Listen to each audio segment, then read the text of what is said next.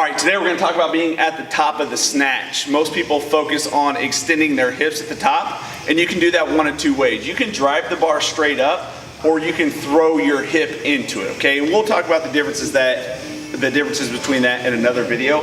What I want to talk about today is the shoulder at the top of the snatch, and this often goes underlooked or overlooked. So when our lifter comes up through the top of the snatch, we want her to think about stacking her shoulder on top of her hip on top of her knee, and her knee on top of her ankle. So in an ideal scenario, here's what that looks like. You're just going to do a pull.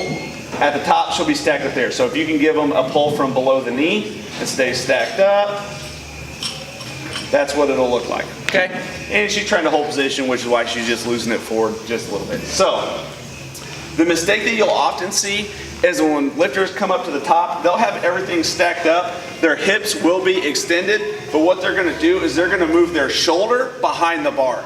And when your athlete moves the shoulder behind the bar, her hip is still extended, but you can see that the bar is still gonna go away. So if she brings her hip through hard and her shoulder back hard, your bar is going to start moving horizontally. What we want to do is we want to try to limit the amount of horizontal movement at the top of the lift. So if we can see it again the wrong way how to do it, go fast, go hard, okay, and go again.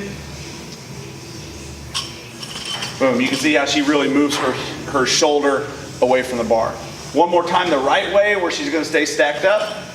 She's going to try to pull vertical. All right, now we know it's never going to be completely vertical. We're not forklifts, we're humans, but we want to try to limit horizontal movement as much as possible.